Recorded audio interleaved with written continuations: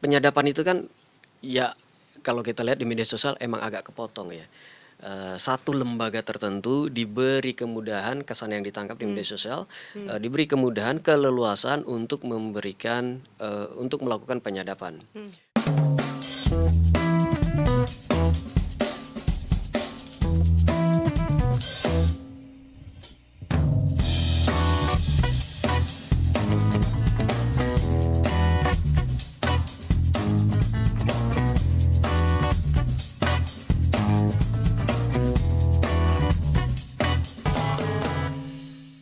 Iya, selamat datang kembali di Ngepot. Kita balik lagi di episode yang sepertinya lumayan dramatis nih ya. Seperti judulnya, salah paham kuhab bikin megap-megap.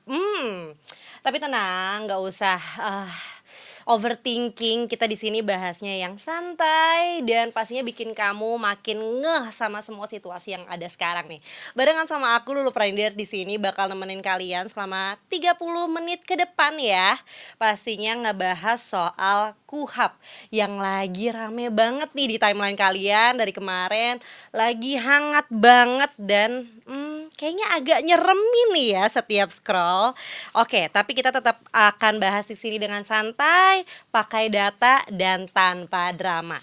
Dan tentunya hari ini di sini Lulu ditemenin sama Kang Nova Mujahid. Nah, ini nih Kang Nova ini analis tren media dari Drone Emprit. Halo Kang Nova, apa Kabar kabar? baik Lulu, Wah, sangat luar sehat-sehat ya. biasa. Alhamdulillah sehat selalu. Kang Nova, Alhamdulillah, baik kabarnya? alhamdulillah sehat-sehat. Alhamdulillah. Oke, nih mungkin lagi sibuk apa sih akhir-akhir ini Kang Nova? Apakah sepertinya melihat keadaan situasi sekarang panas, kuping panas terus gitu apa gimana nih? Eh, Kalau kami kan dari Drone Breed ya, dari Drone Breed itu lembaga riset di media sosial, big data sebenarnya media sosial salah satunya. Jadi kalau kita lihat apa lagi rame apa enggak, ya tentu saja kita lihat banyak sekali yang sedang dibicarakan nih. Yes. KUHAP itu salah satu yang paling rame, paling paling hangat jadi perbincangan anak-anak muda nih, Gen Z banyak ngomongin KUHAP nih, kayak gitu. Jadi eh ya apakah sekarang sedang ramai di media sosial? Tentu saja banyak yang ramai, salah satunya tentang KUHAP dan juga banyak isu-isu media sosial lainnya dulu. Tapi kayaknya betul tuh, menarik banget hari ini kalau kita bahas tentang KUHAP karena banyak sekali betul, ada banyak sekali yang perlu diluruskan di media sosial tentang KUHAP. Dan kayaknya sedikit orang yang bicara tentang itu Lulu. Nah, itu dia tuh. Tapi berarti kita cocok nih ya ngobrol kali ini. Berarti Drone Emprit ini memang setiap harinya melihat keadaan fenomena yang ada di sosial media gitu ya Kita berarti ya. tiap hari ngeliatin trending topik, Uh, ngeliatin FYP, wah, ngeliatin kafe mana yang lagi oke, rame, oke, oke. ngeliatin kopi mana yang lagi rame gitu. Kira-kira Waduh, gitu Lulu. berarti lebih tabola balik nih daripada Tabu. aku nih kayaknya nih. Gitu kayak lebih update nih ya Iya dan iya iya Emprit ya. iya iya. Oke, berarti cocok banget nih hari ini kita ngobrol. Tapi aku mau nanya ini, kan tadi udah dibilang ya bener ya, berarti ternyata rame sekali. Tapi emang bener dari sisinya Drone Emprit seberapa rame sih pembahasan soal KUHAP ini, Hmm. Kang Nova? Kita lihat seberapa ramai itu biasanya kita lihat dari berapa banyak perbincangan, seberapa besar interaksi dan seberapa menarik ini engagement bagi publik dilihat dari trennya juga. Kalau dilihat dari perbincangannya ada lebih dari 42.000 percakapan tentang KUHAP. Ini Oke. bukan angka yang kecil, gede sekali nih Lulu. Dan ini terjadi hanya dalam selang waktu kurang dari 1 bulan. Jadi dari mulai disahkan tanggal 17 sampai kemarin ya, itu ada lebih dari 40.000 percakapan dan kebanyakan di media sosial. Kalau data kami menunjukkan em, Twitter masih menjadi kanal media sosial yang paling ramai membicarakan tentang KUHAP ini. Disusul oleh kanal berikutnya adalah media massa, media online. Media online menjadi apa ya? Jadi kalau kita lihat kalau di media sosial, media online itu jadi salah satu media online kan ngomong juga ya di media sosial. Mereka bikin berita, kutip siapa gitu, bikin analisis lalu ditaruh di media sosial. Nah, dia menjadi salah satu juga yang paling banyak dirujuk di media sosial. Jadi fungsi Oke. media online itu sebagai rujukan ketika publik biasanya kalau di media sosial bingung atau terlalu banyak informasi atau juga terlalu banyak hal yang tidak apa ya eh, terlalu banyak narasi kayak gitu dulu. Oke. Ini framing begini, framing begitu. Orang-orang bingung tuh biasanya. Nah, lalu mereka akan merujuk ke media massa. Meskipun media sosial tentu saja kalau kita ngomongin media sosial mereka akan bicara tentang kecepatan. Nah, kita balik lagi ke kanal apa aja yang paling banyak. Twitter itu paling banyak. Engagementnya lebih dari 25 juta hanya dalam beberapa hari saja. Lalu kanal yang paling banyak juga kalau dilihat dari interaksinya adalah TikTok. TikTok ini Oke. saya nggak nyangka nih Lulu. Biasanya TikTok yang paling banyak make TikTok secara demografi kan Gen Z ya. Gen Z, Gen Z banget joget-joget tuh doang joget-joget, kelihatannya ya, musik-musik, iya. kelihatannya kelihatan nggak serius lah anak Gen Z ini. Tapi enggak, kalau isu-isu politik, isu-isu penting, politik, hukum, lingkungan, anak TikTok itu cukup vokal loh ternyata. Oh, oke. Ya, pada isu KUHAP misalkan, ada lebih dari 78 juta per interaksi terkait tentang KUHAP. Em, dan ini hanya diambil dari kurang dari 500-an percakapan di TikTok. Oke. Kami ada keterbatasan tentu saja dulu. Kami nggak bisa ngambil semua percakapan. Kalau orang nggak nulis kuhab di captionnya atau nggak ngomongin kuhab tapi sebenarnya dia ngomongin kuhab gitu, kita nggak bisa dapetin tuh. Oke. Jadi 500 itu, dan 500 ini artinya kita kita sortir gitu. Kalau di TikTok itu kita hanya batasi data dari yang FYP aja. Artinya 500-an ini adalah data-data yang FYP. Itu tinggi sekali. Tinggi Oh, sekali. oke. Kalau FYP kan berarti dia masuk bahkan ke saya Yes, yang yes. setiap hari ngeliatinnya. Kalau saya ngeliatin motor gitu loh. Itu Oh, kadang-kadang oke, lewat juga oke, tuh oke, tentang oke. GoHub tuh. Jadi kelihatan kalau Gen Z juga ternyata sangat tertarik dengan isu-isu GoHub ini. Dan kalau kita dalami lebih teliti lagi, sayangnya memang tadi itu ada banyak informasi yang tidak lengkap sebenarnya Nah, itu dia. tentang KUHAP ini. Hmm, hmm, hmm, hmm. Saya kira wajar kita tidak bisa menyalahkan Gen Z, tidak bisa menyalahkan media sosial, karena kadang-kadang informasinya juga yang diterima memang tidak lengkap. Jadi dan kalau di media sosial itu kan opini lebih dulu, Benar, emosi juga duluan dulu. benar. Jadi begitu kita lihat, wah ini gimana sih pemerintah kok ngomongin, ada nanti ya kita bahas. Nanti saya minta Lulu bahas, kok Lulu bahas. Nanti saya minta kita bahas tentang tentang beberapa beberapa yang menjadi perhatian publik itu, menjadi sumber kekacauan informasi ini. Salah satunya penyadapan tuh. Oke. Ada kata yang tidak lengkap. Nah, itu kemudian menjadi percakapan yang sangat ramai. Pro kontra di sana.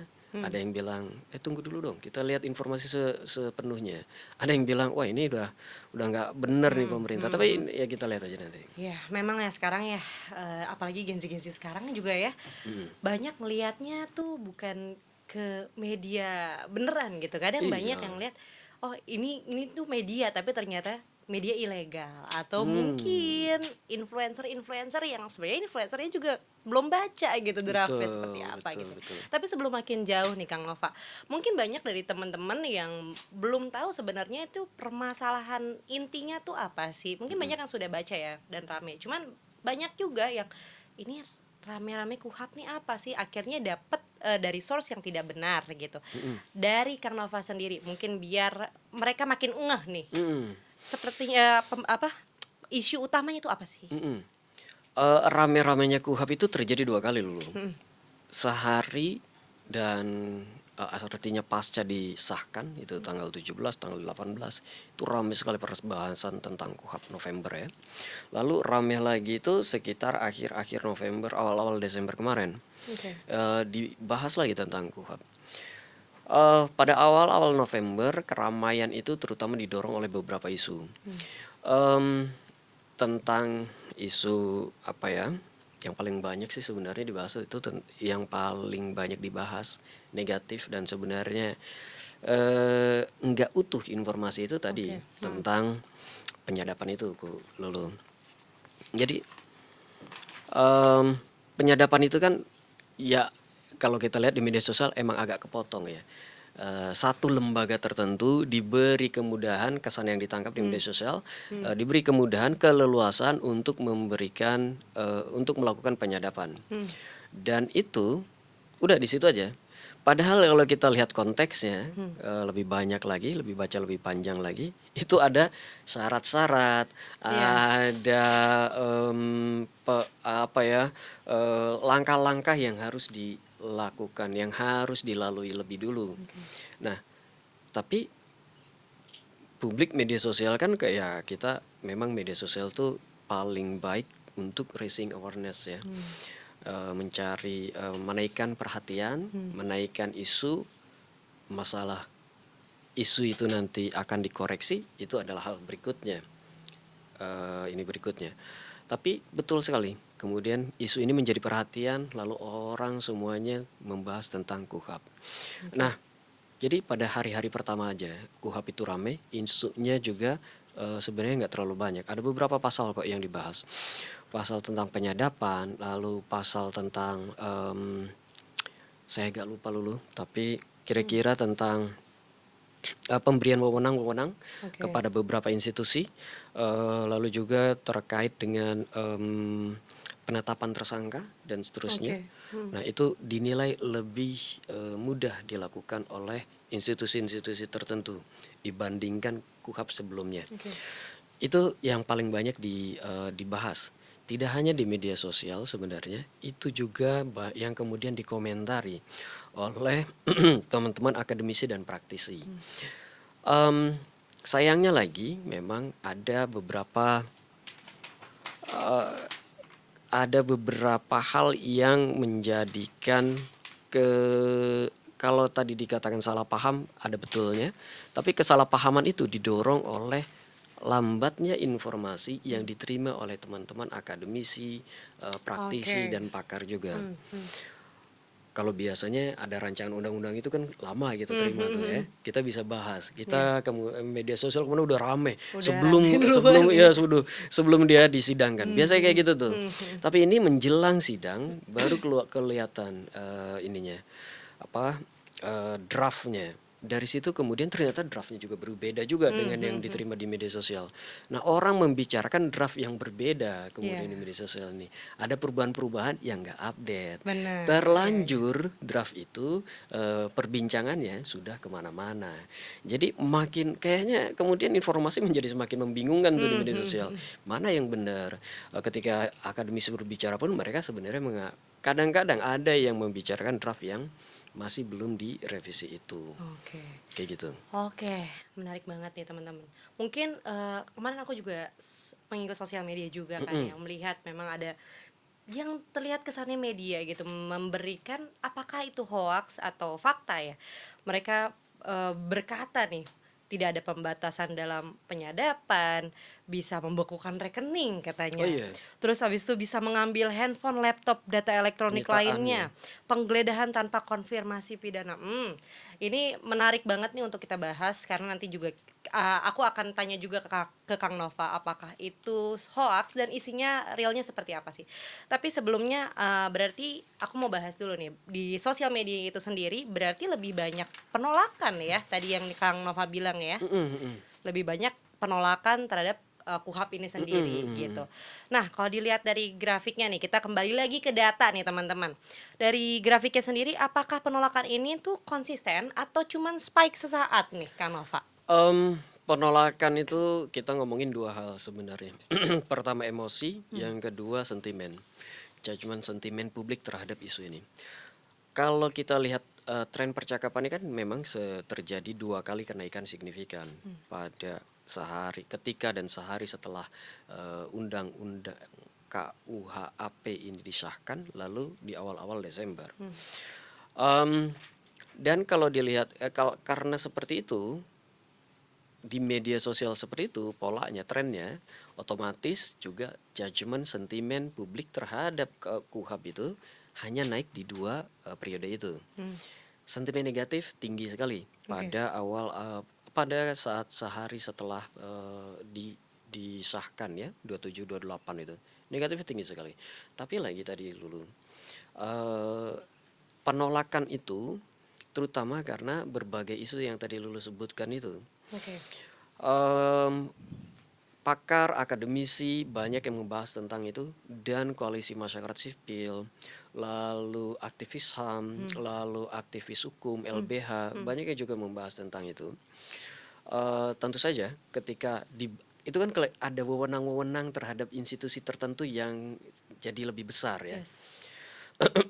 Dan ini wewenang ini harus dikontrol. Mereka kan concernnya wewenang ini nggak boleh dilepas semuanya, harus dikontrol. Nah, pada bagian kontrol itu yang sepertinya tidak terlalu banyak dieksplorasi. Saya kira ada yang bicara tentang itu. Ada yang kontrol itu tetap ada, nggak mungkin kita bikin undang-undang terus kita memberikan kewenangan yang terlalu besar juga. Nah, jadi kalau dilihat polanya memang terjadi spike pada 2 kali. Oke. Penolakan itu hanya pada kalau dibilang saat nggak juga sebenarnya Lulu. Memang sesaat ketika dia menjadi perhatian, tetapi penolakan itu terus berlangsung selama dia dipercakapkan, Oke. terutama karena tidak ada informasi yang cukup jelas tentang KUHP. Oke, berarti Lalu juga konsisten ya? konsisten, Oke. tapi itu karena tidak ada informasi yang cukup jelas tentang Oke. KUHP, tidak ada narasi tandingan yang cukup Yes. signifikan.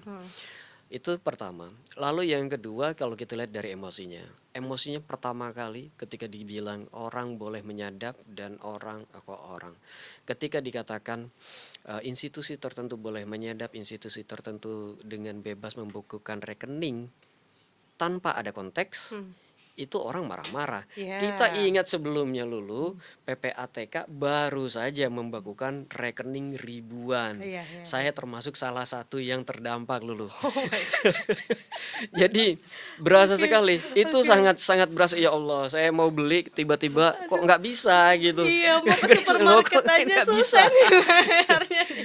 Nah, Oke. trauma itu kan nggak 1-2 orang loh. Oke. Dan trauma itu dialami oleh Gen Z juga. Ibunya yang mau belanja marah-marah, bapaknya yang mau transaksi juga kesulitan. Oke. Gen Z juga ketika mau belanja dapat omelan dari ibu bapaknya kan di rumah, ini gimana sih bapak gitu. Nah, tiba-tiba ngomongin tentang rekening bisa dibekukan tanpa konteks. Emosi dong. Emosi dong, Oke. marah dong di media sosial. Tentu saja kemudian emosi itu menjadi amarah itu menjadi emosi yang dominan ketika berbicara tentang KUHP. Dan sebenarnya emosi amarah ini hanya berlangsung pada 2 periode saja. Awal-awal sama pada Desember itu. Oke. Setelah disahkan dan Setelah keluar disahkan. draftnya ya. Setelah disahkan ya. Itu di situ. Itu tadi betul, seperti yang Lulu bilang. Ini karena karena absennya informasi-informasi yang memberikan informasi cukup jelas gitu ke media sosial, ke publik. Sosialisasinya juga kan sedikit sekali Lulu. Sosialisasinya kan baru tanggal 27 sampai sekarang tuh. Jadi media sosial, kalau di media sosial sih banyak kayaknya yang harus PR yang harus dikerjakan tuh Oke. untuk membuat ini permasalahan ini menjadi lebih terang dengan lebih jelas. Oke. Berarti sebenarnya memang teman-teman netizen ini tuh mereka mengikuti apa yang mereka Tuhan kan istilahnya ya. Jadi dari mungkin influencer atau media gitu ya, sangat berdampak dari situ ya. Tapi dari Kang Nova sendiri nih, dari Drone Emprit sendiri.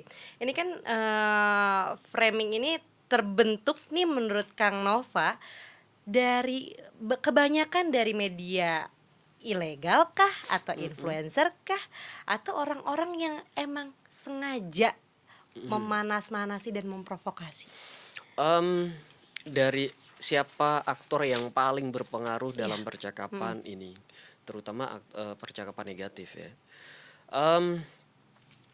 Saya tidak akan sebut media ilegal dulu. Oke. Saya akan sebutnya media partisan. Oke. Oke.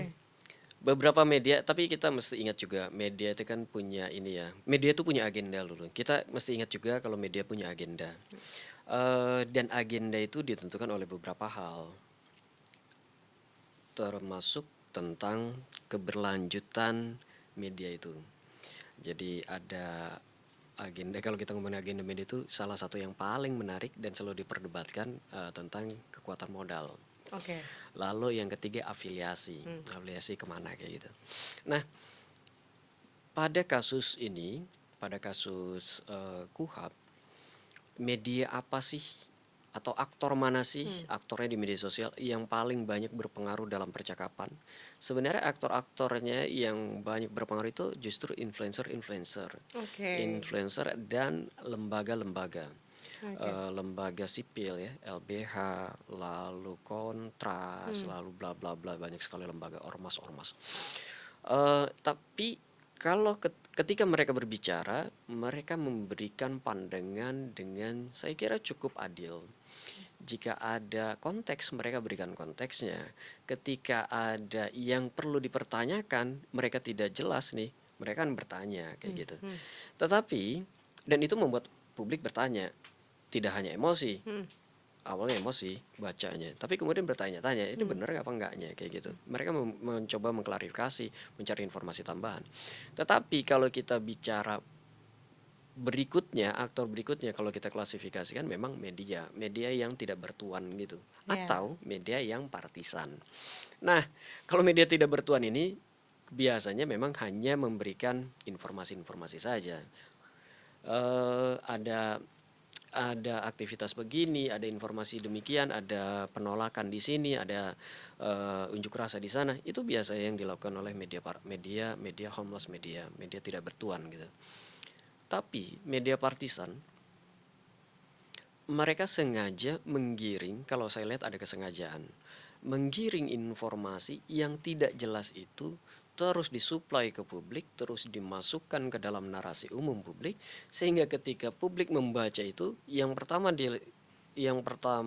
terpancing bukan kemampuan mereka untuk bertanya, tetapi emosi mereka Yes. lebih dulu. Kayak gitu. Kelihatannya seperti itu.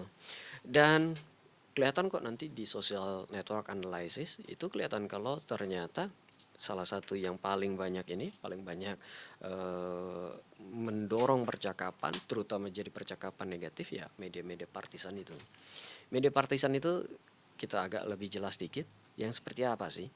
Biasanya media partisan ini agenda mereka adalah pro pada kepentingan tertentu. Oke. Jadi ya ada beberapa media yang memang pro pada ideologi tertentu, ada beberapa media yang memang lebih cenderung pada kekuatan politik internasional tertentu kayak gitu-gitu.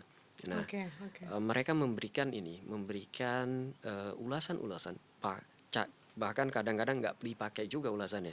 Mereka memberikan informasi-informasi yang cenderung membuat nyala perlawanan, nyala kemarahan itu Oke. menjadi semakin membara, Pengen rame aja pengen gitu ya. rame. Oke. Oke. Nah, berarti ini kan rantai bersambut berarti ya. Mm-mm. Jadi dari mungkin media partisan tadi tidak bertuan kemudian disambut hangat dengan Disambut hangat influencer-influencer influencer, yang pengen viewersnya em-eman juga gitu. bisa Kemudian, dikatakan. kemudian disambut hangat juga dari netizen-netizen yang emang pengen seru aja gitu. Iya, iya, iya. Oke. Nah, tapi dari kita lihat sendiri, di mana sih apa yang paling vokal? Mahasiswa, aktivis, akun publik, atau ada faktor politiknya? Yang paling vokal tentu saja dari kalangan mahasiswa dan aktivis. Jaringan Oke. mereka sangat kuat dulu dalam berbagai isu. Kedua klaster ini menjadi pendorong utama percakapan penting. Begitu juga dengan KUHAP. Jadi banyak sekali mahasiswa-mahasiswa yang ngomongin tentang ini, aktivis banyak sekali yang ngomongin tentang ini. Tetapi mahasiswa dan aktivis tidak akan berbicara dari ruang hampa. Tentu saja ketika mereka berbicara tentang KUHAP, mereka mendiskusikannya dengan sangat intens, dengan sangat keras. Ada yang pro, ada yang kontra. Karena informasi yang masuk ke mereka itu. Nah, saya kira betul sekali itu. Kalau tadi disebutkan ada yang menyambut dan sebagainya, tapi jangan dilupakan narasi yang mengimbangi itu. Jangan dilupakan juga kalau informasi-informasi yang seharusnya disampaikan itu belum terlalu banyak dimakan oleh publik di media sosial. Oke. Ini problem nih saya Hmm, kira. hmm, hmm, hmm, Ini teman-teman harus memberikan informasi yang seutuhnya oke. agar publik bisa mendapatkan gambar yang lebih adil. Ketika mereka menilai jadinya lebih adil. Kalau ini kan jadi nggak adil nih. Informasi lebih banyak karena volumenya sangat banyak yang kebetulan memang em, kalau saya rasa lebih emosional, tidak terlalu banyak argumen, bukan tidak terlalu banyak ya, argumentasinya sebenarnya ini sudah banyak yang jawab loh, kayak gitu. Jadi lebih emosional gitu dibanding argumentasi. Nah, karena volumenya banyak jadi tentu saja jadi kemana-mana kan Iya, Lulu. iya, iya. Itu problemnya saya kira Lulu. Akademisi membahas ini, lalu juga didorong lagi tadi sama teman-teman dari organisasi-organisasi.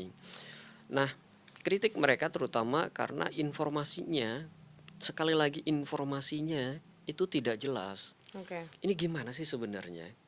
Ketika kami membahas, kemudian dikatakan, loh itu kurang kurang pas tuh kayak gitu.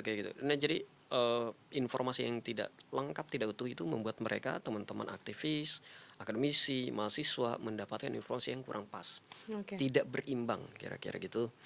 Oke. Lalu kalau dilihat apakah ada kepentingan politik di dalamnya, ada kepentingan lain-lain di dalamnya, saya sih ngelihatnya ada kepentingan politik tetapi tidak terlalu kuat. Dia tidak terlalu dominan. Entah kalau kepentingan politik ini disusupkan lewat argumentasi-argumentasi yang sifatnya lebih banyak memantik emosi kayak gitu ya. Kalau hal seperti itu, wah kami nggak bisa lihat tuh Lulu, karena strateginya terlalu banyak. Oke. Kalau kita harus buka itu semuanya makan waktu Lulu, maaf sekali, Drone Breed tidak cukup punya resource untuk membuka itu. Ya Oke. itu analisanya risetnya riset tertentu lagi itu Lulu, Oke, oke, kayak gitu. oke, oke, oke. Oke, berarti sebenarnya kalau dilihat dari data juga tadi ya, Kang Nova. Tadi kan sempat spike, kemudian konsisten, dan sekarang setelah draftnya sudah dibuka dan diresmikan dan lain-lain, ternyata netizen juga cukup smart juga ya. Mm-mm. Akhirnya sudah mendapat, pas keluar informasi tersebut, akhirnya mereka understand gitu, dan akhirnya sudah mulai turun gitu Ya, ya. ketika ada perimbangan Negatif itu, itu. informasi-informasi itu lebih terbuka, mereka bisa menimbang, oh ternyata yang kemarin kita diskusikan ada. Oh ya. Oh ternyata ketika kita khawatir institusi-institusi ini diberikan keleluasan yang sangat besar, ternyata ada langkah-langkah yang harus mereka ikuti, harus mereka lalui untuk melakukan penyadapan, Oke. pengambilan paksa, penahanan lebih dari sekian jam kayak gitu dan seterusnya. Ternyata itu ada prosedurnya. Dan prosedur-prosedur ini yang kemudian memang tentu saja ada pro kontra, tetapi saya kira pro kontra dalam hukum itu hal yang biasa Lulu.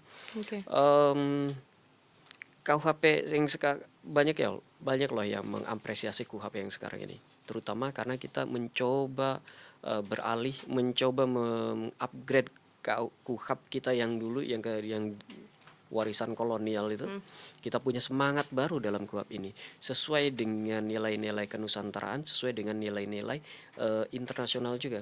Oke. Semangat hak asasi manusia justru lebih saya pribadi lebih lebih percaya karena melihat argumentasi-argumentasi yang disampaikan pakar itu, loh ini sebenarnya justru lebih pro banyak, bukan bukan ini ya, ini justru ini lebih lebih memberikan ruang yang lebih besar pada aktivis dan hak asasi manusia kayak gitu loh Oke. dibandingkan KUHP sebelumnya. Jadi Oke.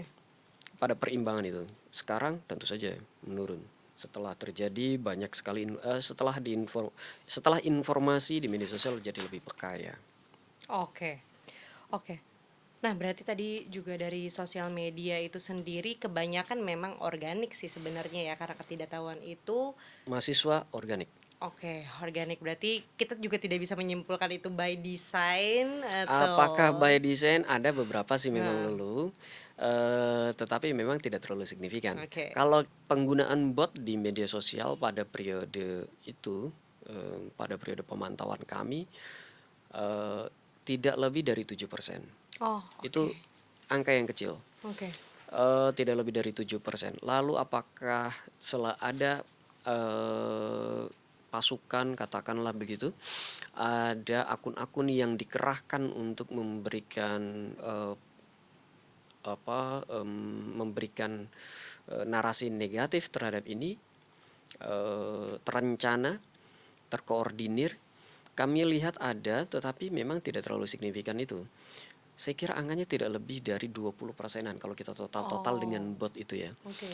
Jadi, dan polanya juga kelihatan kok, kebanyakan amplifikasi, lalu postingan-postingan yang serupa, dan ketika kita kunjungi, akun-akunnya, itu kadang-kadang sudah tidak ada postingannya, kadang-kadang Ah, sudah hilang gitu, oke. akunnya sudah hilang, atau kadang-kadang juga, postingannya nggak nyambung dulu. Hmm, hmm, Di hmm. setiap hari dia ngomongin tentang, ada tuh yang saya ingat, setiap hari dia ngomongin tentang wisata, makanan, dan fashion. Tiba-tiba dia ngomong tentang KUHP dengan nada yang sangat serius. Buat saya Oke. profilnya nggak masuk kayak gitu. Oke. Profilnya nggak masuk. Bukan berarti nggak ada yang seperti itu. Ada, tetapi kalau kita lihat latar belakangnya semuanya tiba-tiba berbalik begitu saja, lalu postingan-postingan berikutnya menjadi sangat politis, buat saya itu nggak masuk profil seperti itu. Oke. Harus dicurigai. Oke. Oke. Berarti sebenarnya tetap ada ya, by design cuma 20% lah Iya, ya, nggak tapi gede. sisanya organik gitu Sisanya ya. organik. Oke.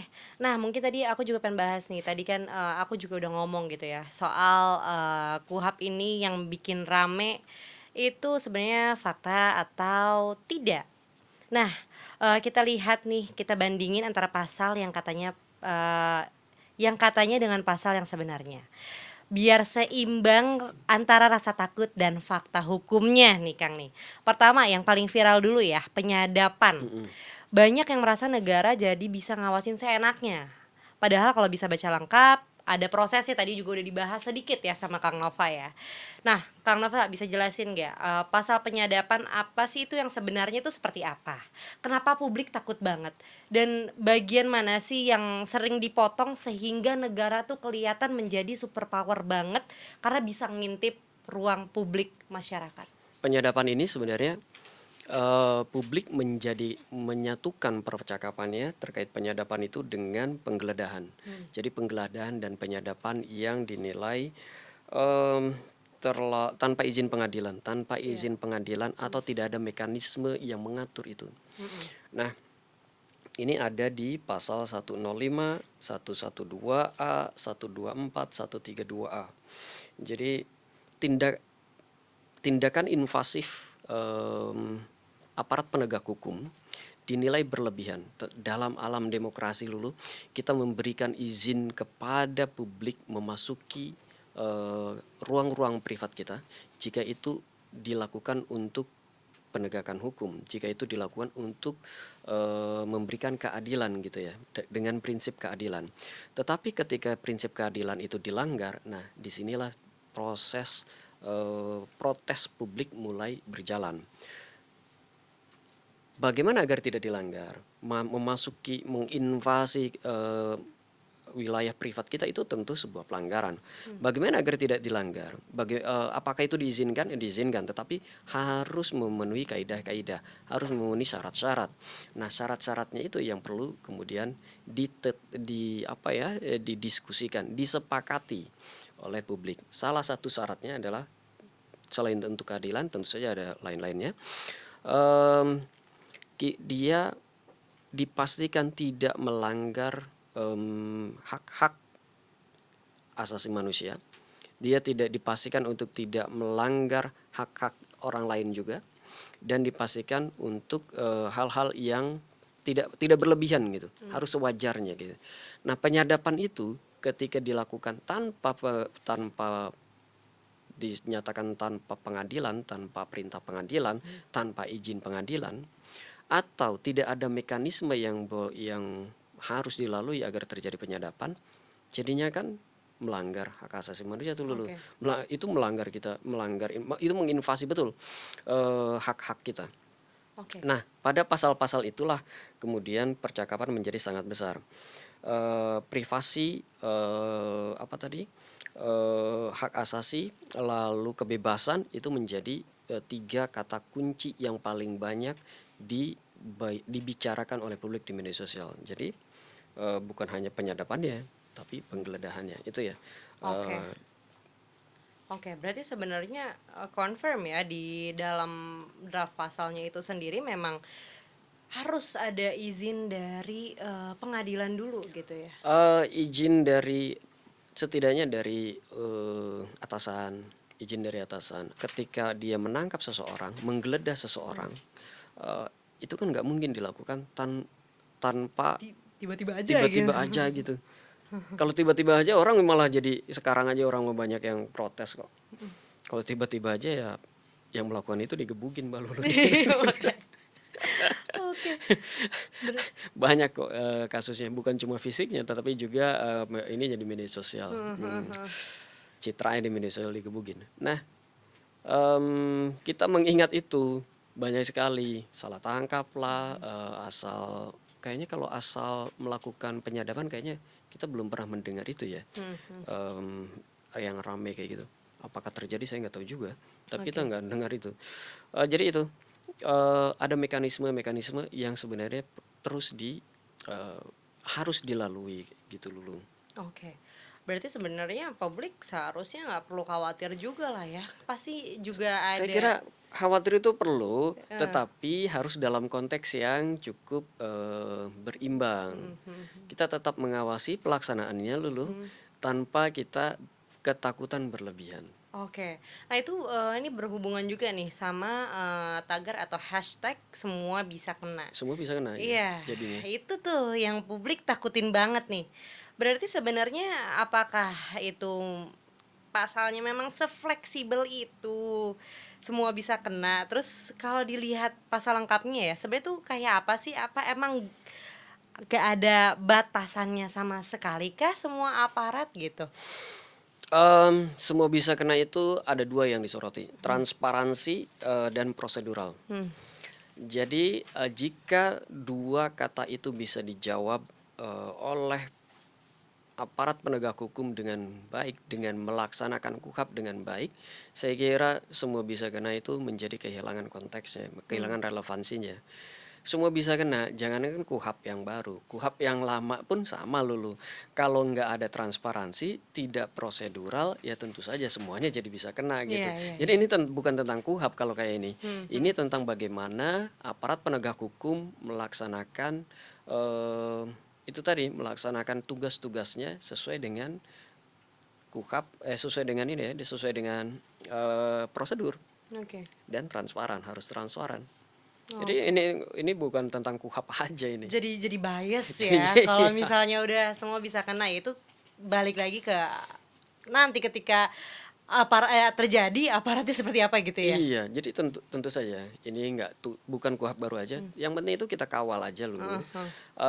Kita tetap berikan kritik kepada aparat penegak hukum ketika ada, kecenderungan untuk ini. Bukan tentang KUHAP ini jadinya, Oke, oke, ini menarik banget. tentang pelaksanaan. Oke, ini menarik banget ya teman-teman karena ternyata ya kalau kita lihat dari pasal ke pasalnya ternyata nggak seserem itu ya Kang Nova Hmm, ya, hmm. ternyata nggak seserem itu. Bahkan ada beberapa bagian yang justru memberikan perlindungan lebih gitu ya dari KUHAP sebelumnya gitu ya Kang Nova ya. Iya. Oke. Nah, sebenarnya apa sih yang seharusnya dipahamin publik terkait perubahan ini yang kalau kita bandingkan dari KUHAP yang sebelumnya gitu? Em, saya tidak akan berbicara tentang pasal demi pasal, tidak akan berbicara tentang, potensi-potensi pelanggaran hukumnya Lulu, karena itu bukan domain saya. Domain Oke. saya kan media sosial Lulu. Tetapi kalau kita bicara di media kita bicara tentang bagaimana fenomena KUHAP ini di media sosial, yang saya sayangkan itu tadi, em, di media sosial informasinya tidak berimbang dan publik cenderung mengonsumsi informasi yang kayaknya perlu perimbangan.